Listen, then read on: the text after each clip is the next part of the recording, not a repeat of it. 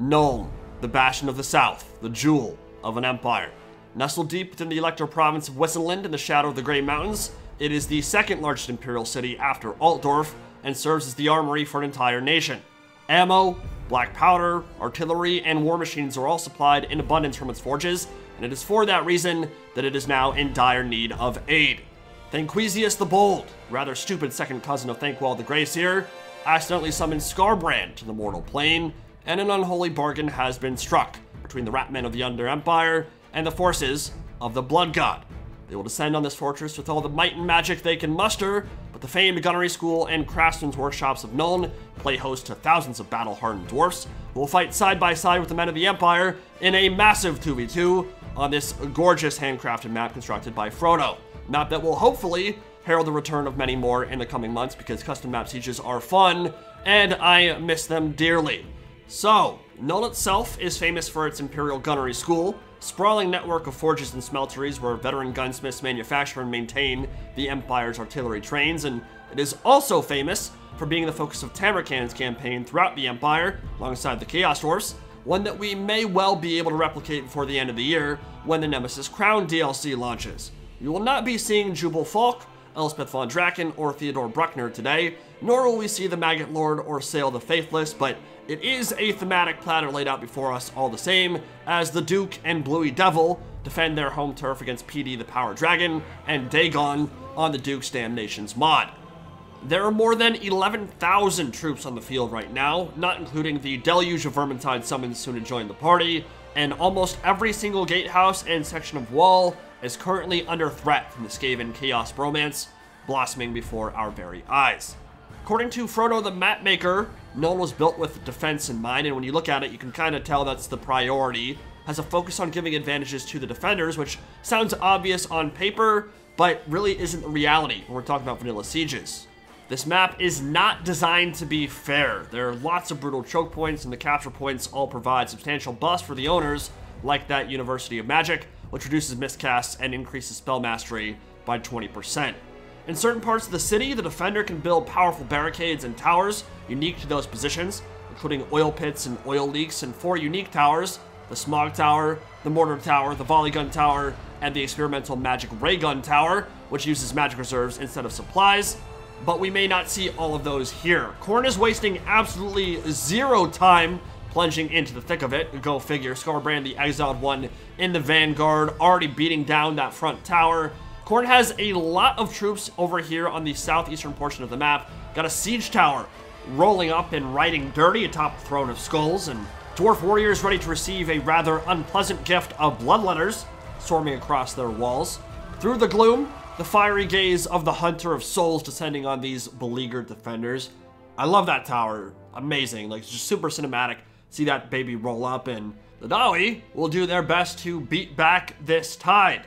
Defenders are playing this defense in depth. A lot of their elites are nestled further within the castle. Dwarf warriors not exactly the cream of the crop when it comes to the Dawi arsenal, so do expect the attackers to gain a foothold early, but splitting their forces up as they move further in, subjecting these attackers to punishing volleys from constructed towers and enfilade fire from battlements above will hopefully be able to equalize those numbers a bit and start causing all kinds of attrition for Khorne and the Skaven. Unfortunately, even on custom battle maps like the one Frodo has constructed here, battlements just do not offer much in terms of shooting. So if you have crossbows or gunners on top, you're probably not going to have line of sight. Don't think that's Frodo's fault. I think that's just how the assets work in this game and how line of sight works, which is super unfortunate because obviously being able to fire from the walls is the whole point of them. Gunners and units that really require line of sight just aren't able to shoot that much, but once the Vermintide is through the gate and those ranged troops can start shooting inwards, that is when their line of sight should no longer be blocked by the crenellations atop those battlements. And there are crazy numbers for the attackers here. There are thousands of Skaven. The Khorne army is pretty elite. We're seeing Blood Crushers and Skull Crushers, a lot of stuff like that. Here's an example of what I'm talking about. Grudge Rakers, shotguns, they should be able to fire, but they're just too damn short. They're like Gimli in the 2 towers. Find me a box! They just cannot fire their weapons, which is obviously not ideal if you are the defenders here, but Hopefully those shotguns will be able to rack up some kills once the troops move further in. A bloody demonic assault unfolding in the streets near the southern gatehouse. Juggernaut Cav, Fleshhounds, and Furies descending on handgunners and artillery crew who are dug in at a stockade and holding on for dear life. Skarbrand unleashing his rage after tearing down the gate like Kolek and Starcrusher, while the Minotaurs move in from the southeast portion and also get to the gatehouse alongside a blood shrine of Khorne. But the greater demon of the blood god, Skarbrand, took a beating from artillery in the process of tearing down those walls. He's already down to half HP, and like Ronald Reagan, he was shot in the middle of a rousing speech. Elspeth von Gorbachev, tear down that wall! Slaughter and carnage. Let him take that process in his own hands. Take a look and see how these Wissenland defenders are holding up. Swordsmen are being swarmed by bloodletters. I think they'll be able to do okay here, but the problem is there's a critical mass and all the bloodletters are together, which means they can gang up on the individual models of those swordsmen. Might give them the edge in that fight. Meanwhile, these Minotaurs of Khorne and the Blood Shrine trying to push their way past the Dwarf Warriors should be able to do so, but there are quite a lot of defenders and Free Company Macemen waiting in reserve. Khorne's Bloody Hunters on the prowl, Regiment of Renowned Fleshhounds of the Blood God. Skarbrand has continued to take HP damage, I would assume, from the handguns and artillery at that stockade right up this street. And they actually managed to push back the attackers. The Blood Crushers and Furies either both retreated or both died with the Slayers nearby. Let's shift over to the Thanqueezius the Bold side of things. The Vermintide is swarming, as they are wont to do. Grenade launchers lobbing explosives into the scrum, and Iron Drakes with a gorgeous position here for enfilade fire down the length of those battle lines, and they should rack up hundreds of kills here, no problem at all. Looks like a perfect opportunity for Magic. See if the defenders have any plans on that front, but this napalm is just going to burninate the Vermintide. A lot of clan rats, a lot of slave rats, not the biggest deal if they die. We're just slaves, Grey Seer. We're meant to be expendable. Yes. Yes, you are. And expend them they shall. They're just getting absolutely slaughtered by those Iron Drake volleys. Grenade launchers positioned really well to fire into the group as well. But they do have to be careful, because not only is there a lot of pressure being put on them from the front, once those spearmen break, that could be a problem, but the bridge behind them is another possible avenue of attack for the Skaven if they're able to break through. There are Dwarf Quarrelers and Rangers firing in from above, starting to rack up some kills with their crossbows. Nice outflank with the Hounds of the Hunts. They realized those battlements were proving to be a little bit too much for the attackers, so they did exactly what they're supposed to do, to use that mobility to outflank, surround, and destroy those handgun crews, and they'll need help from the Slayers if they want to survive that attack. Dwarf Warriors just finished off. Free Company Macemen were watching and cackling. They care not about supporting their Dawi allies. I'm gonna put that in quotations. But yeah, this Vermintide side is about to get real spicy, because there's a Celestial Wizard from the Colleges of Magic coming up, and what would you have but a Comet of Cassandora on one of the biggest blobs you will ever see. And I think we know how this one's gonna go. It's about to get ugly for the Skaven. Shadow Wizard Money Gang. We love casting spells. Legalize nuclear bombs. Nukes are now legal. Look at that little ratman. You saw like 3 or 4 of those poor little guys go flying like 800 feet in the air. That was amazing. I think Duke might have turned up the collision or gravity or whatever the hell governs how far Skaven can be tossed into the sky when a Comet of Cassandora smacks them in the face. Gorish, meanwhile, is ripping and tearing like the Khorne champion he is. Oh my god, I just saw one last Fremen land like 10 seconds after the nuke went off. Oh no. Forever after, there are going to be flash shadows imprinted in the walls and the streets of Nuln after that Comet of Cassandora. That was like legit a nuclear bomb going off, and multiple units shattered after its impact. So certainly one way to open up the battlefield on that side. Fleshhounds crumbling out because Slayers got their grubby little paws on them, and the handguns are still being defended. The Markplatz, Industrial Platz, Garrison Headquarters, all still under control of the defenders of Nuln. But perhaps not for too much longer with Bloodletters and this Skull Cannon pushing through. The handguns have managed to beat back a lot of the attackers. That blockade must really be beneficial. Must give them a bunch of extra defense. Slayers are helping out tremendously here too. Hellstorm Rocket Battery trying, actually I think the artillery is dead. I think just the crews are alive now, so maybe not able to shoot anymore. Skarbrand is racked with pain right now. 2,400 HP remaining. His blood crushers are still alive. Skarbrand must have just got shot his ass up somehow. The handguns and the Hellstorm rocket batteries together really did a number on him, so now the Exiled One is going to have to be very careful moving into the second and third stages of this siege, because one more volley could be enough to send him into crumbling territory. He's got to be really careful. Could still make a huge impact, but has to be very picky and choosy with his engagements. Knights of the Brazen Throne have been hidden in the trees for now, but they are moving up. They see an opportunity with the Free Company Macemen breaking. Only Slayers left on this side, and the Khorne attackers look like they are going to overrun the defenders. But the Blood Shrine and some of their Minotaurs may pay the ultimate price before they're able to push through. And Dwarf Slayers are really putting in a lot of work right now. They've killed off the ROR Fleshhounds. They're about to kill off this Blood Shrine. They're going to kill off some monstrous infantry. Definitely generating a lot of value, well positioned at this choke point. But dual weapon Marauders, Khorne Berserkers, Halberdiers, and some more Fleshhounds all pushing in. It's going to be too much for the Mohawk Dwarfs. Blood Shrine crumbling out now. Really big pick for the Slayers here. Got to get rid of all of these expensive single entities if you can, because those are exactly the kinds of things that will cause terror in a late game situation. Now, the cool thing about Nuln is at the peak, at the palace, all the way at the top, and we will get there at some point in this battle, defenders are unbreakable. They cannot rout off that point, and I love that. That was always one of my favorite things about sieges in Shogun 2 and Medieval 2, like being able to see those defenders make their last stand and not just rout off. So, no matter how many troops are there, no matter how bad army losses might get, defenders are going to have a chance to make a final stand. That Comet of Casandora, sponsored by the Shadow Government, was absolutely gorgeous, but there's still way too many numbers over here on the northwest side of Nuln. Defenders won't be able to kill all of them yet. They're going to have to retreat. Grenade launchers are being tied down in melee. Little bit of a micro mistake there, but it will be noticed by Duke. He'll pull away.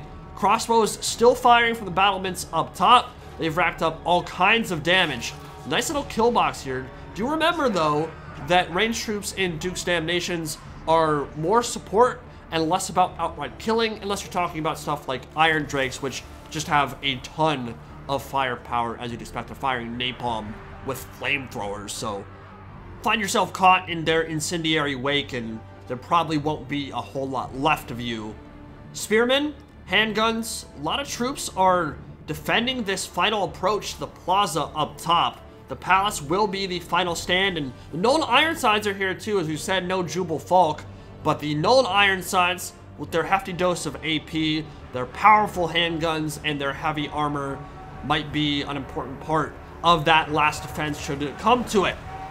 Plague coming down from the Grey Seer. Didn't do a whole lot of damage. Offensive magic, generally speaking, less impactful in Duke's Damnations than in vanilla. You aren't going to outright delete units with a single cast unless there are certain spells that do. Obviously, an Overcast Comet of Casandora being a prime example. Wheels of Doom have found the Iron Drakes, and that's a big loss. I would have liked to have seen those Iron Drakes probably retreat a little bit earlier. You'd like to have them for the final defense, but I don't think they have the speed to get back to the plaza before the Vermintide does now at this point. And with the moon in the background, Morslib nowhere to be found. Skarbrand the Exiled One, a demon from the ether, out of your worst nightmares, stomping and crushing these poor Nuln defenders on the bridge. And oh, I really wanted to see someone get yeeted off the side of that. That would have been incredible. Skarbrand, do it for me, please. Kick someone off the map. Only true OGs remember Sheev, the Temple Guard, getting tossed off that free-for-all custom map in Warhammer 2. That was a glorious time indeed. The Industrial Plats about to fall to the attackers of Khorne, who will receive a bunch of armor and defense upgrades. And oh no, what happened to Gorich, the Castellan of Hell Pit? He must have gotten just straight up deleted. by these Grudge-Raker shotgunners at point-blank range. Oh, that's brutal.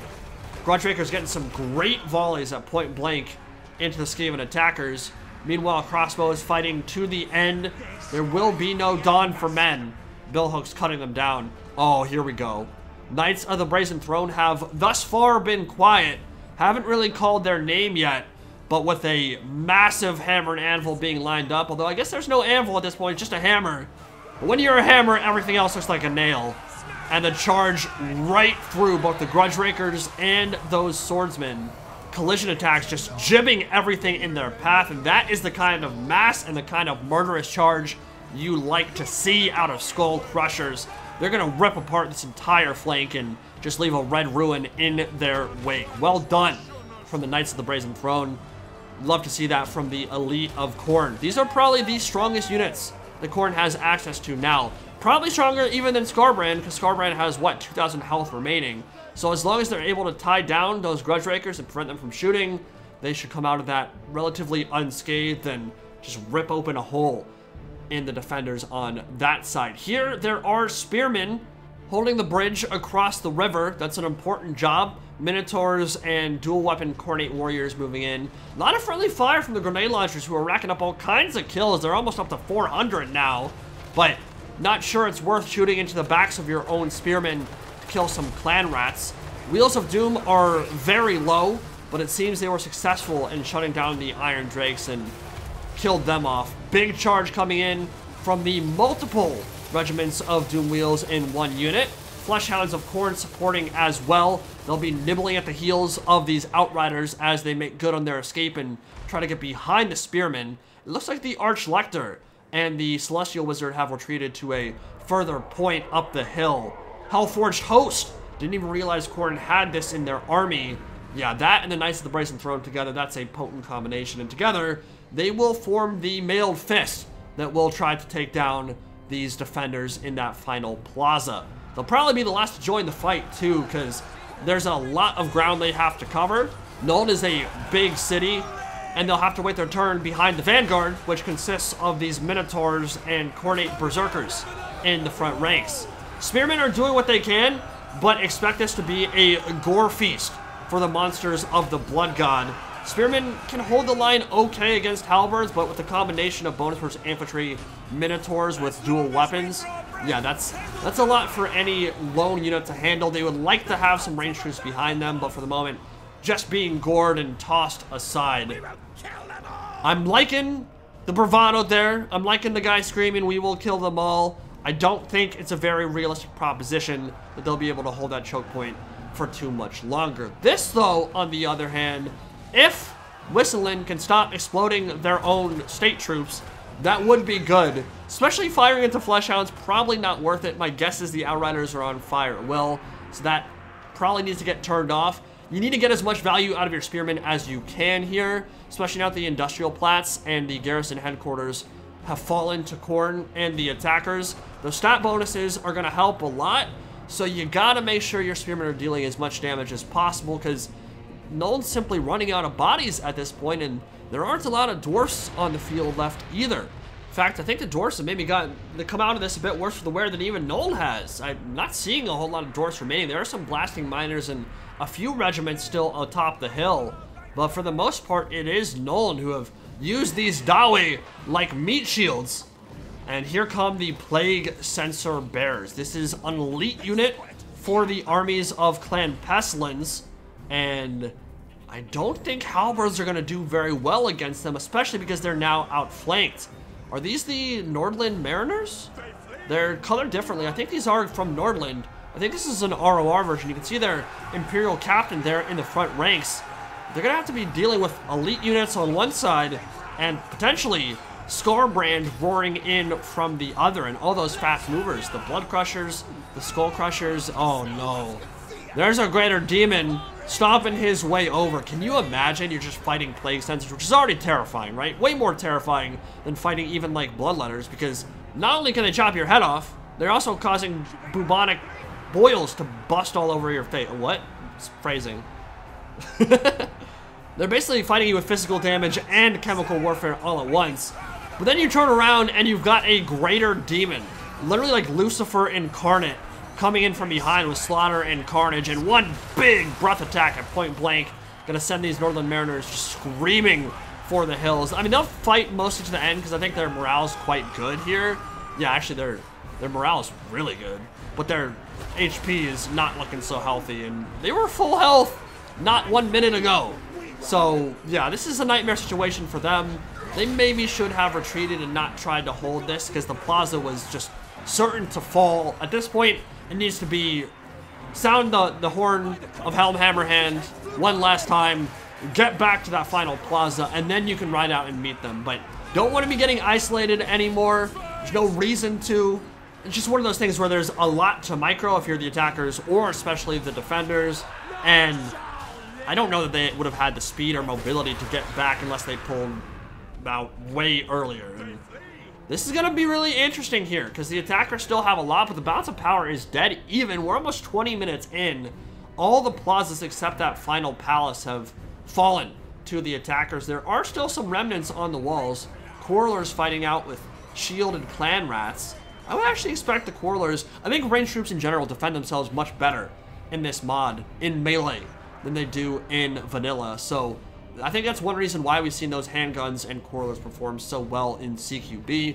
May not get a lot of kills, but have high... Oh, what is that? Oh my god, some massive deluge. Is that an overcast version of Comet? Or it's dealing less damage, so maybe it's like an undercast version. It looks really cool. Just an avalanche pouring down from the heavens above. And didn't do a whole lot. But the Celestial Wizard is up to 300 kills now, and in this final approach, if he has the Winds of Magic for it, we could see him cause some serious problems for the attackers. Minotaurs in the vanguard, Pistoliers just charging into melee to force a blob, and then Uranus Thunderbolt raining down to deal some damage as well. The Archlector is coming in to reinforce his Spearmen, and he actually may decide to make his last stand in that choke point with Grenade Launcher Outriders there to support, but they're out of ammo. Up to 431 kills, but that might have been their last volley. I imagine a good deal of friendly fire done on those spears. A lot of those explosions are hitting them in the back. Maybe would have been good to put those spears on an offset angle maybe, so you've got a better line of sight to fire in. They're not known for their accuracy, those grenade launchers. Got their M32s, and they only partially know how to use them. Crossbowmen coming down from the battlements over on the eastern side of the map. The side we didn't really focus on this battle. There's just so much going on elsewhere. But that was the side where the Skaven really seemed to push through and cause all kinds of carnage. I don't think the defenders did much on that side. Spears are making their last stand. Archlector coming in, dropping the Grand Hammer of Sigmar, the Grand Shield of Faith, all of his buffs to fight back these Halberdiers of Khorne. The Archlector, if he has infantry support, could cause some problems, because remember, he has his own bombardments. We just saw that Grand Soulfire raining in from above. Probably going to be seeing more of that if he can stay online. But also remember again that Footlords in general don't have a lot of health in this mod. So if he's surrounded by armor-piercing troops, he will not survive for very long. Archlector is tankier than your generic general of the Empire or most other Footlords in the game, to be honest. It's kind of what he's known for. It's about supporting you, using those ward saves, and just being tanky. So he may be able to stuff up this coordinated advance for longer than other options. The Wheels of Doom are now the Wheel of Doom. Appears to be only one. No, there's still 2 Doom Wheels remaining.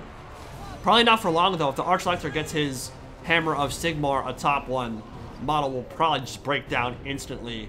Here come the summons. Vermintide, Skaven Slave swords rearing up from beneath the earth, and Nuln, I think, is famous for having Skaven underwarns beneath it. Numerous times it has been the subject of Skaven invasions, and of course that conspiracy of silence to make sure that the average civilian doesn't panic knowing that millions of vermin are living beneath their very feet. Another Grand Soulfire coming down in the background. Handguns are in the middle of the street and holding the line. They will not retreat. There may be some additional hidden mechanics on top of the higher melee defense and stats of ranged troops in this mod that allows them to continue firing even if they are tied up. Of course, we can see that sometimes in vanilla as well, but there may be more changes on top of that I'm not aware of Looks like those spearmen finally broke Khorne halberds and the Skaven billhooks, overwhelming the infantry on that side. Now the Archlector is by himself, isolated. Thanqueezius the Bold, astride his resplendent screaming bell, bravely leading from the back, as all Skaven are wont to do, and Skarbrand the Exiled One being very cautious, because as we said, one volley from Nuln Ironsides here would probably put him in the dirt for good. Now this is a cool unit, Fleshhounds leading the charge, but there are Gromrill picks directly behind that front rank of handgunners, and they have a delayed charge that fires shrapnel out everywhere. So instead of an explosion, or rather, it's more like fragmentation rather than a fiery explosion. So yeah, there's gonna be some more friendly fire here. Longbeards are in the front ranks. Is that a Sword of Khorne? Yes, indeed. The Blood God making his displeasure known, dropping the hammer from the ether, and the Gromrill picks continuing to explode these hordes of Bloodletters and dealing some friendly fire damage to their Longbeard compatriots. But I think the Longbeards have high enough armor that this is probably a worthy trade. Gromrill pricks are... Gromrill picks! Some serious Freudian slips going on here. Sigmund is going to have to come in and do some analysis after the replay. Tell me what's going on in my head. The Gromrill picks are like an elite miner unit. Super high armor, super high leadership, and very much focused on attack, less on defense. So they're like kind of like a mirror of Ironbreakers in a way. But they've got a lot to contend with here, because the Knights of the Brazen Throne, Skarbrand the Exiled One, these Khorne Berserkers, and Thanqueezius the Bold on top, his Screaming Bell all coming in. And I think Thanqueezius probably has a lot of casting left to do. We haven't seen that many spells from him. We saw a Plague, we saw a couple of Vermintides, but beyond that, I'm not sure he's been doing that much casting. He's mostly just been having fun on top his bell, watching the show unfold. Longbeards got torn up here. No idea how much of that is due to friendly fire. My guess is a decent amount. The Gromrill picks don't seem to be carrying too much, whether it's friend or foe that gets exploded. Now Skarbrand the Exiled One leading the charge. This may be his end, because he's taking a full-on, just the brunt of a War Wagon volley. And Nuln Ironsides are perched directly above as well. But a couple more attacks. At least one War Wagon falls to slaughter and carnage. Knights of the Brazen Throne directly behind their Liege Lord. And this is the final assault. Another War Wagon falls. Skarbrand is beasting it, but he is definitely crumbling out. Relentless Rage, the unbreakable army ability, the only thing keeping Skarbrand alive and preventing him from crumbling out. But this will be his end. And from the Celestial Wizard on high, another Comet of Cassandora. It'll take a minute for that thing to fall, but we'll see what kind of damage it can do. Skull Crushers are going to be a big problem for the defenders now. Skarbrand is going back to the warp. Huge explosions. We're seeing a couple models getting... Oh my lord, that guy's going flying. Woo! That was awesome. I love it. I wish that's how it looked like in vanilla, man. That's amazing. War Wagons are dead. They didn't really have anywhere to retreat to. And now the Halberds and the Nuln Ironsides are going to be taking the brunt of the... Oh no. The Bloodletters. We forgot about them. But the Hellforged Host and the remnants of these Censor Bears providing a lot of melee killing power at a time where the attackers really need it. Batsmar is still almost dead, even 27 minutes in. But of course, not many left on the defender's side. And there may be yet more Vermintide forthcoming. Knights of the Brazen Throne are low though, and they have to push their way through elite halberds and more casting from the Celestial Wizard. Might be a Uranus Thunderbolt, or is it another Comet? It's a Uranus Thunderbolt. Those Skull Crushers have so much mass they're pushing through. They're into the Nuln Ironsides who are at the top of the hill. Celestial Wizard directly behind them. Blessed with Filth, not only affecting the Vermintide, but also supporting the Khornate Warriors with poison and a Horn of Khorne, giving everything in that AoE more melee attack, charge bonus, and other goodies. So that Blessed with Filth contact effect is going to debuff this front line, but they're being supported by Harmonic Convergence from the Celestial Wizard. Another Vortex directly behind the Halberds. Could that be a Plague from Thanqueezius? While another Comet of Cassandora rains down. I think this is the undercast version, because it's less accurate and seems to do less damage than that massive one we saw explode the horde of vermin near the start of the match. Plague didn't do a whole lot to the halberds here, but they have to contend with the Hellforged host, and Unholy Clamor is making these Skaven slaves and clan rats perform even better than they would normally. Knights of the Brazen Throne rounded off to the Nuln Ironsides. Amazing job from that elite handgun unit, heavily armored and apparently decent in melee as well. Knights of the Brazen Throne have rounded in a really awkward manner. Like, two of their models are kind of back behind the Nuln Ironsides. I think the rest are like down below somewhere. Can't even find them. More spells coming in from Thanqueezius and his Screaming Bell. I think the Dwarf Lord was overrun. He was down below near the Gromroll Picks, but both are dead now. More focused on attack than defense, and they paid the ultimate price. We shan't see them again.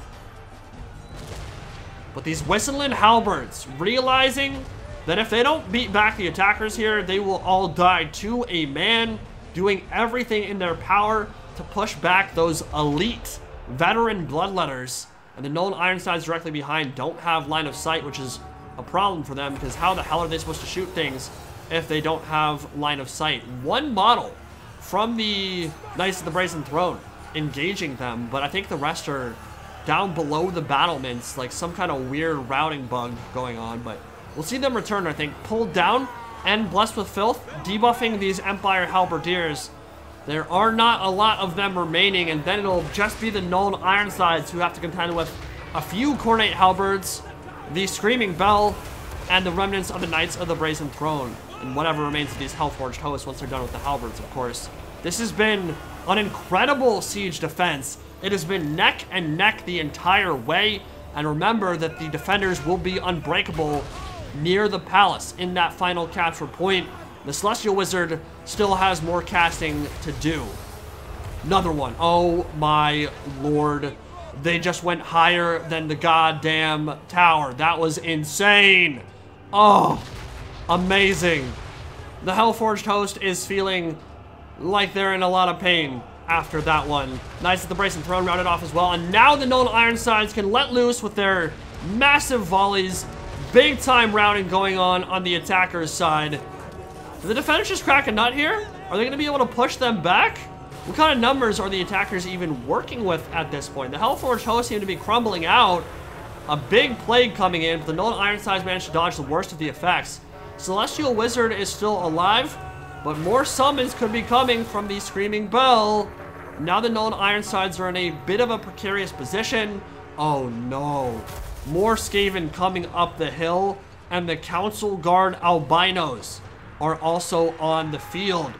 They are also unbreakable, and they can match the fury and fortitude of those Nuln Ironsides, even if they're fighting within that final capture plaza. So Duke should try, if he can, to escape with his Nuln Ironsides. The problem is he doesn't really have anything to provide them the cushion they need to run.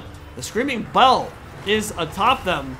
Thanqueezius the Bold living up to his name, and now the handguns are inundated, surrounded, being cut to pieces. Their armor is helping them, but to what extent? Celestial Wizard up to 500 kills, and he's now taking a fight with the Screaming Bell. Oh no, and Thanquol's second cousin might just fall to a Celestial Wizard in melee who has absolutely been MVP. One final cast, doing whatever it can, but whiffing entirely. 200 health remaining. Is this the end for the Screaming Bell? Could that precipitate a mass rout for the attackers? The balance bar is in favor of Nuln and the defenders now. There are even some swordsmen fighting the Vermintide down below. Clan rats swarming on a handful. Only 19 swordsmen remaining with 800 health, fighting their last stand. That is epic as hell. Straight out of Vermintide right there. And back up top at the plaza, at the palace, few Khornate halberds, Knights of the Brazen Throne, and shielded clan rats with the Council Guard, all fighting back to back against the Celestial Wizard, who may just meet his end if he's not able to cast one final spell.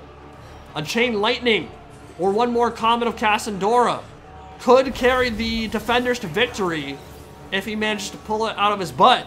But I don't know if he has the Winds of Magic to support it at this point. There are no numbers left for the defenders. There are no more bodies to call upon. It is the Celestial Wizard. He will have to carry this by himself. And Thanqueezius, no! The Grey Seer has fallen and he cannot get up. I think he got deleted by some towers. And now the Celestial Wizard is backing up. Council Guard and Shielded Clan Rats, the only remaining attackers. This is insane. It's like 15 men of the Empire against maybe 100, 150 Skaven. It's just going to come down to the towers and to magic. Whether the Celestial Wizard can cast a spell or not, the balance of power is shifting in favor of those attackers, but this could swing with but a single comet. He just needs to find the strength to summon one. But does he have the winds of magic? We do not know. Nuln Ironsides, only 8 miles remaining, 300 health, now tied down. They're about to meet their ends. Celestial Wizard about to meet his end. To the halberds of these albino guard, and though he is MVP, it doesn't matter. Not when you're fighting your direct counter and mounted on a barded warhorse, fighting armored bonus versus large storm vermin. Not the situation you want. And now it is over for the defenders. Nuln will fall, but the Skaven and Khorne have been bled.